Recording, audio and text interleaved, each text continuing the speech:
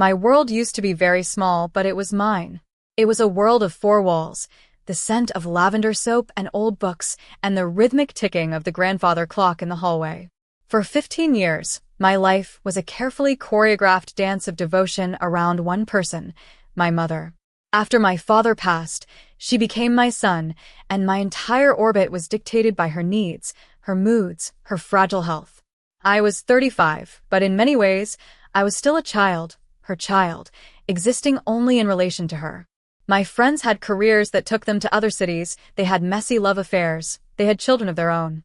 I had my mother. I would wake up at 6 every morning to prepare her tea, just the way she liked it, Earl Grey. A splash of milk, no sugar. I'd lay out her pills, 7 of them, a colorful little rainbow of maintenance.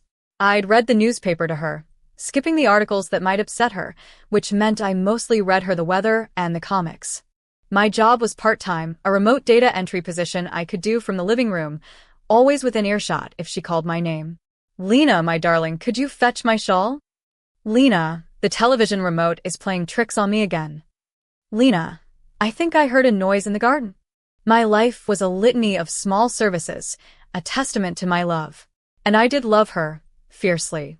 I loved the way her eyes, cloudy with age, would still light up when I brought her a fresh bouquet of peonies from the market. I loved the stories she'd tell about her own childhood, even if I'd heard them 1,000 times. I was the keeper of her memories, the guardian of her comfort, the buffer between her and a world that had grown too loud and too fast. This dedication was my identity. When people asked what I did, I didn't say data entry. I said, I take care of my mother. It was a title I wore with a quiet, somber pride. It felt noble. It felt like purpose. The annual family vacation was the one time a year our small world expanded. My aunt, my uncle, my cousins, and a few close family friends would all rent a large house by a lake for a week. It was my mother's favorite tradition, a chance for her to hold court. And part of that tradition was Uncle Mark. He wasn't a blood relative, or so I was told. He was my father's best friend from college, a permanent fixture in our lives, a quiet, gentle man with kind eyes who always seemed to carry a hint of sadness. He'd visit for holidays, he'd call to check on my mother, and he always came on the lake vacation. The day it happened was the 4th day of our trip. The air was warm and smelled of pine needles and damp earth. We were all gathered on the large wooden deck overlooking the water for dinner. The tiki torches were lit, casting a flickering, golden glow on everyone's faces. My cousin had just announced his engagement, and the mood was celebratory. My mother, seated at the head of the table like a queen, was telling a story about her youth, her voice a little stronger than usual, buoyed by the wine and the attention. She was talking about a summer she spent with her parents at this very lake when she was 16. She laughed, a brittle sound, and said, "Oh, that was the summer of my great rebellion. I thought I was so grown up sneaking out to meet boys. My father would have locked me in the attic if he'd known the half of it." My aunt chuckled. "You were a handful, Eleanor. Especially after you came back from visiting your cousins in the city. You were different after that." My mother's smile tightened. "Well, some things are best left in the past." Mark, who had been silently nursing his drink, suddenly spoke up, his voice uncharacteristically thick with emotion. "Maybe some things shouldn't be. Maybe after 50 years, the past deserves a little air." A strange silence fell over the table. Everyone stopped eating. My mother shot him a look of pure venom. "Mark, I don't know what you're talking about." He looked at her, his kind eyes now filled with a deep, ancient pain. "Don't you, Eleanor? Don't you remember that summer? Don't you remember telling me to stay away, that it was for the best, that I would have a better life?" He was pleading with her, his voice cracking. My mother's face was a mask of cold fury. "You've had too much to drink. You're talking nonsense." But my uncle, my father's brother, a man who rarely spoke more than 3 words at a time, leaned forward. "Eleanor, that's enough. The boy deserves the truth." And then my aunt looked at me, her eyes filled with a pity that made my stomach churn. She reached across the table and put her hand on mine. "Lena, honey, Mark isn't your father's friend." My world tilted on its axis. I looked at Mark, his face etched with a lifetime of sorrow. I looked at my mother, her face pale and rigid. And then my aunt said the words that shattered everything. Mark is your mother's brother. Her younger brother. He was born the spring after that summer she was 16. The air left my lungs. The sounds of the crickets, the lapping water, the crackling torches, it all faded into a deafening roar in my ears. My mother, my frail, dependent mother, had a secret, a whole human being she had hidden from me, from everyone, for my entire life. He was the secret she had carried, the reason for some of her unexplained sadness, her fierce privacy. And everyone at this table, my family, they all knew. I could see it in their averted eyes, the guilty flush on their cheeks. I was the only one who had been living a lie. My mother stood up, her chair scraping harshly against the wood. She looked directly at Mark. I gave you a life. A good life with a family that could care for you. I did what I had to do. Then she turned her gaze on me, and what I saw there broke me. It wasn't love. It wasn't remorse. It was cold, hard anger. This is your fault, she hissed, her voice low and trembling. You and your endless questions. You and your digging. Some things are meant to stay buried. Her words were a slap in the face. I hadn't been digging. I hadn't even known there was anything to dig for. I had just been living, serving, loving her. In that moment, I wasn't her devoted daughter. I was a liability. The audience to a secret she never wanted revealed. I pushed my chair back and ran, away from the deck, away from the pitying eyes and the terrible truth, until I reached the edge of the dark, silent lake. The life I had so carefully built, the identity I had worn like a second skin, it had all been based on a lie. I wasn't the guardian of her truth. I was the symbol of her secret, the reason it had all been kept hidden. My purpose wasn't noble. It was a cage built of deceit. Naquele momento, meu chão desapareceu. Foi a dor mais profunda que já senti. Se você já passou por uma grande decepção e entende o que é ter o coração partido, por favor, curta este vídeo para eu saber que não estou sozinha nesta jornada. The rest of that vacation was a blur of hushed arguments and averted gazes. I packed my bags the next morning. My mother refused to see me.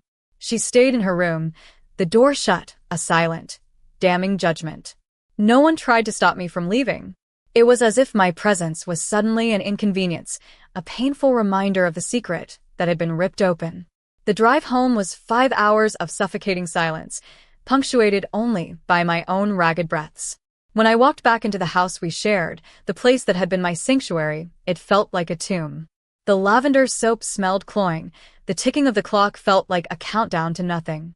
Her presence was everywhere, her favorite throw blanket on the armchair, her romance novel face down on the ottoman, but the soul of the house was gone. It was just a collection of things, haunted by the ghost of a life I thought I had.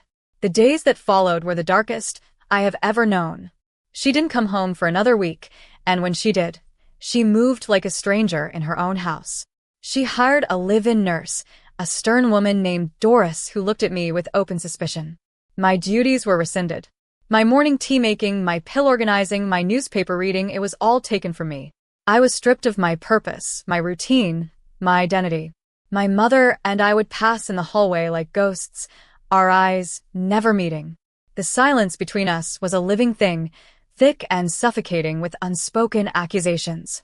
I had nothing to do but sit with my pain. I felt like a failure, a fool. My entire adult life had been a performance in a play where I was the only one who didn't know the script. The loneliness was a physical ache in my chest.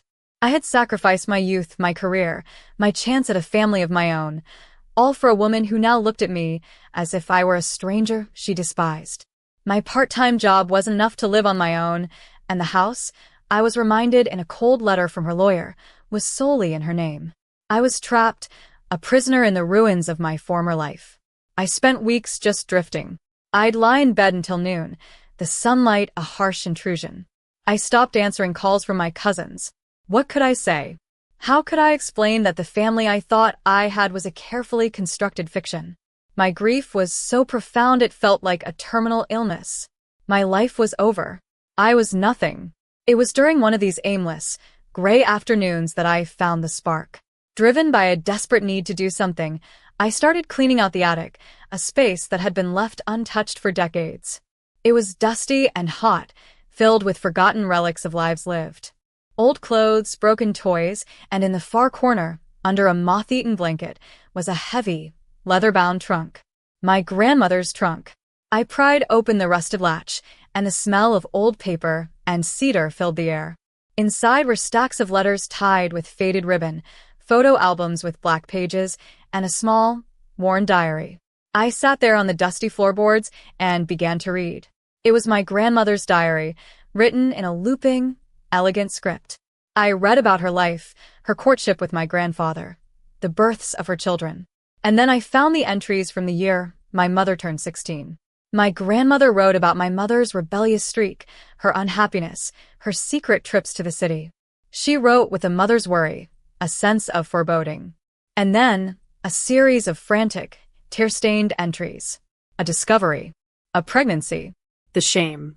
The fear in a time when such things could ruin a family. There were no social services, no easy options.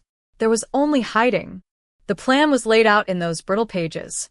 My mother was sent away to live with distant cousins under the guise of a finishing school. A baby boy was born in secret. And my grandmother, in an act of desperate love and protection, arranged for him to be adopted by a close, childless friend of the family, a kind couple who had just lost my father's best friend. They named the baby Mark. It was all there. The whole heartbreaking story.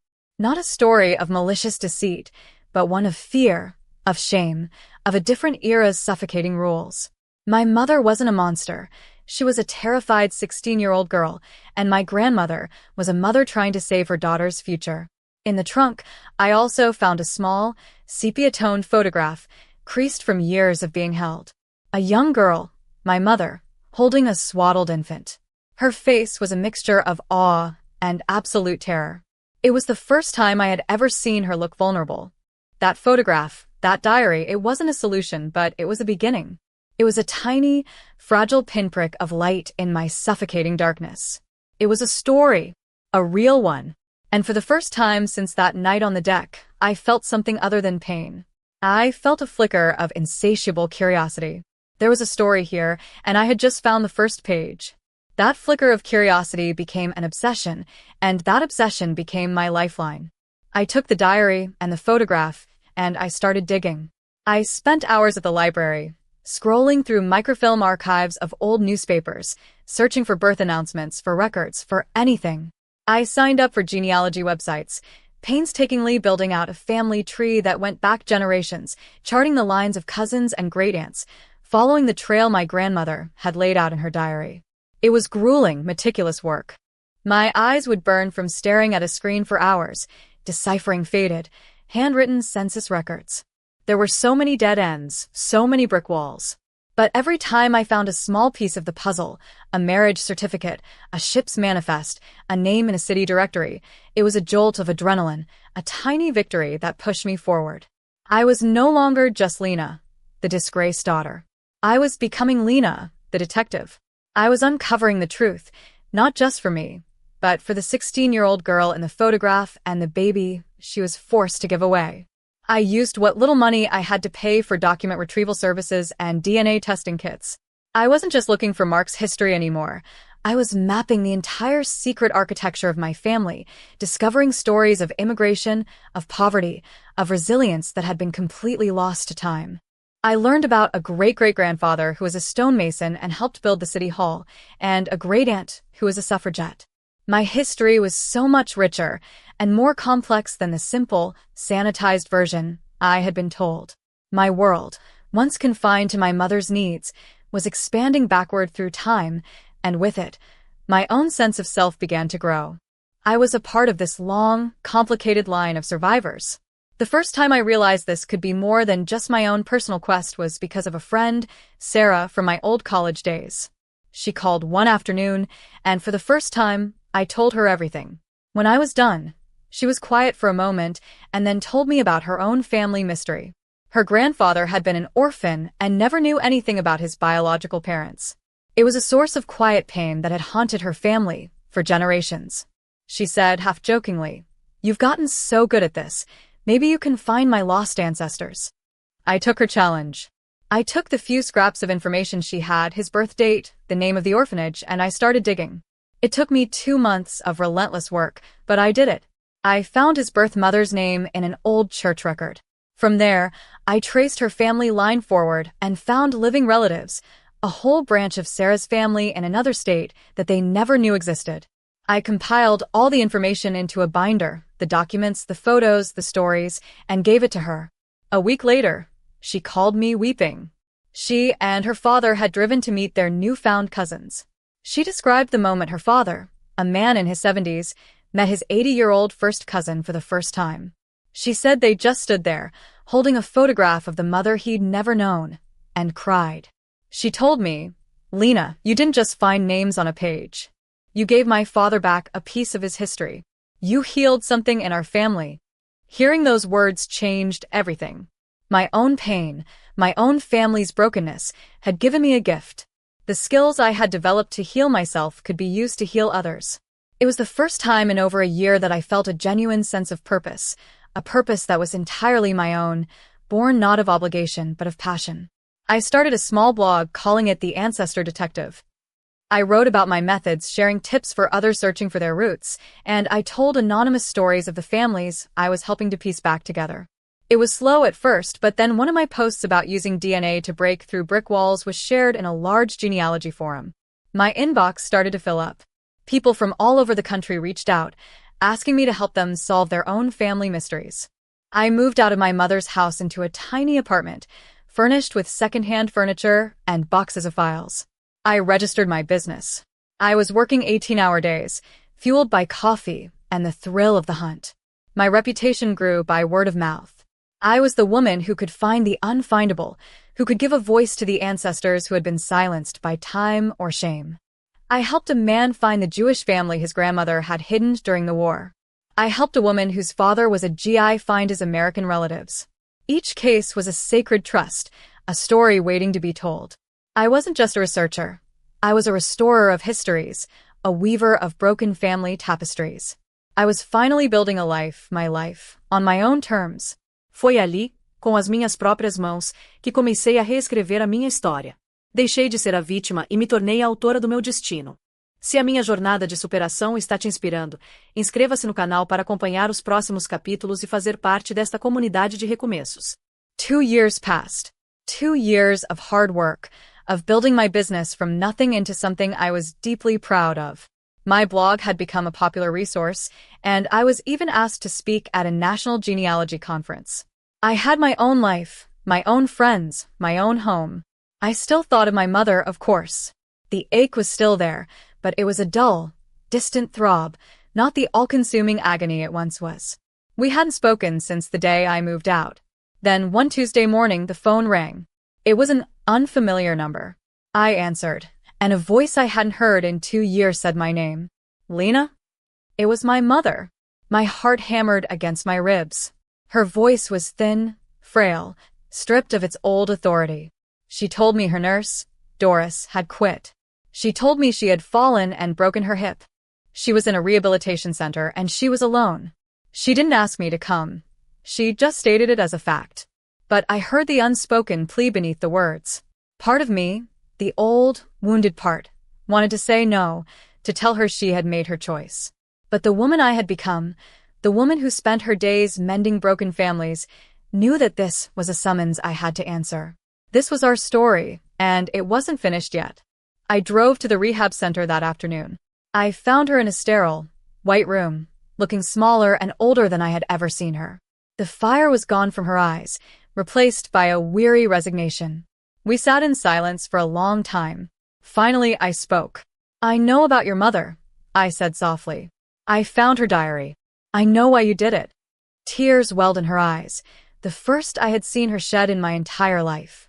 "She was just trying to protect me," she whispered. "And I was just trying to protect you." That was the beginning of our confrontation, but it wasn't a battle. It was a quiet, painful negotiation of the truth. I came back day after day. I told her about my business, about the families I had helped. I showed her the family tree I had built, the one that included Mark and his children and his grandchildren. I told her, "Your secret didn't just hurt me, and it didn't just hurt him. It erased a whole part of our family. My work is about bringing those erased parts back into the light." One day, I asked her if she would be willing to meet him, to truly meet him, not as a guilty secret, but as her brother. It took weeks of convincing, but she finally, tremulously, agreed. I called Mark, who I had tentatively been in touch with over the past year. He was hesitant, wounded, but he agreed to come. I booked a private room at a quiet restaurant. When Mark walked in, my mother flinched, as if seeing a ghost. They looked at each other for a full minute, and in that silence hung 50 years of pain, of loss, of unspoken words. I didn't mediate. I didn't try to force a reconciliation. I just sat there, holding space for whatever needed to happen. Finally, my mother spoke, her voice barely a whisper. "I'm sorry," she said. I was 16. I was so scared. Mark just nodded, his own eyes shining with tears. I know, Eleanor. I know. It wasn't a Hollywood ending. There were no dramatic hugs, no instant forgiveness. But it was a beginning. It was two wounded people, an old woman and an old man, finally acknowledging the truth of their shared history. In that moment, watching them, I finally understood. My new strength wasn't about holding her accountable for the past. It was about being strong enough to facilitate a path toward healing for all of us. I didn't need her to apologize to me anymore. I had moved beyond needing her validation. My forgiveness was my own gift to myself. I set my terms not with anger, but with clarity. I would help her find a new assisted living facility I would visit. I would be her daughter, but I would not be her caretaker. I would not sacrifice my life for hers again. And for the first time, she looked at me not with anger or disappointment, but with a glimmer of respect. Today, my life is full. My business is thriving. I spend my days solving puzzles, connecting people, and telling the stories that time has tried to forget. I am a keeper of secrets, but now I don't bury them. I bring them into the light where they can be understood and healed. My relationship with my mother is quiet and complicated, but it's honest. She and Mark have coffee once a month. It's awkward and beautiful all at once. My legacy is not the sacrifices I made in that small house, but the connections I am building for families all over the world. I found my purpose not by running away from my family's painful secret, but by running directly into it, by understanding its roots, and by using that knowledge to help others navigate their own complex pasts. The wound I suffered that day on the lake deck nearly destroyed me, but it also cracked me open and showed me a strength I never knew I possessed. It forced me to build a new foundation for my life, one based not on duty or deception, but on truth and a purpose that is authentically mine. I found peace by accepting that families are messy, that people make terrible choices out of fear, and that the most powerful thing we can do is choose to understand rather than to condemn.